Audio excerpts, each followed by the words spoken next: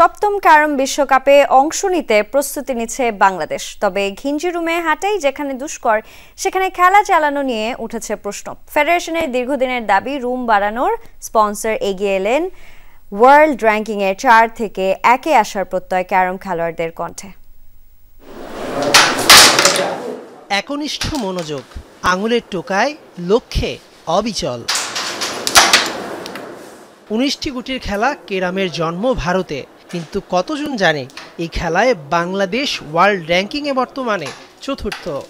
অনেক প্লেয়ার আছে খুবই ভালো খেলে, এখানে এসে যখন দেখে যে এখানে ভবিষ্যতে কিছুই পাবো না, ওরা ফিরে চলে যায়, খুব মন খারাপ করে চলে যায়। 2000 সালে ক্যারাম বিশ্বকাপে রানার্স আপ হয় বাংলাদেশ, তারপর আর সেই অনুপাতে ভালো করতে পারেনি। কারণটা কি? আমাদের এই ক্যারামটা যদি সংস্থা, ক্লাব এগুলা পার্টিসিপেট করে বছরে অন্তপক্ষে 1-2টা লিগ হতো, তাহলে প্রতিটা ক্লাব এবং যারা সংস্থা আছে তারা প্লেয়ার দিত যে ভাই আপনি আমার টিমে খেলেন, আমি আপনাকে এইটা দিব ওইটা দিব। এখন আমরা এই খেলা নিয়ে এত ব্যস্ত, এই যে 7th ওয়ার্ল্ড চ্যাম্পিয়নশিপ নিয়ে আমাদের সভাপতি সাহেব এবং আমাদের পুরো কমিটি আমাদের সিদ্ধান্ত নিয়েছি আমরা এই টুর্নামেন্টের পরেই আমরা গ্রামগঞ্জে, জেলা পর্যায়ে, বিভাগীয় পর্যায়ে আমরা টুর্নামেন্ট দিয়ে প্লেয়ার খেলোয়াড় খুঁজবো। ঘিঞ্জি একটা রুমে যেখানে হাঁটাই মুশকিল, সেখানে 4টা বোর্ড দিয়ে চলছে বাংলাদেশ ক্যারাম ফেডারেশন।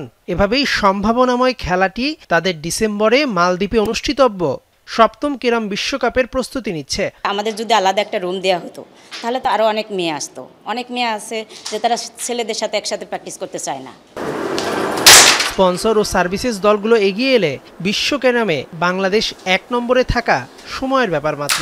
আমাদের 200 পুরুষ ক্যারাম খেলোয়াড়, প্রায় 100-র কাছাকাছি নারী খেলোয়াড় রয়েছে। একজন খেলোয়াড় যদি বছরে 1 লক্ষ টাকা, ভালো খেলোয়াড় 1 লক্ষ টাকা, কেউ যদি 50,000 টাকা, যার পারফরমেন্স অনুযায়ী, যার পারিবারিক অবস্থা অনুযায়ী, এটা যদি তারা সুযোগটা ফিক্সড থাকে, তাহলে দেখা যাবে যে অনেক খেলোয়াড় তারা এটাকে পেশা হিসেবে নিবে এবং প্রতিভাবান খেলোয়াড়রা এদিকে চলে আসবে। বাংলাদেশের হয়ে 4 জন নারী ও 4 জন পুরুষ মালদ্বীপে বিশ্বকাপে অংশ নেবেন।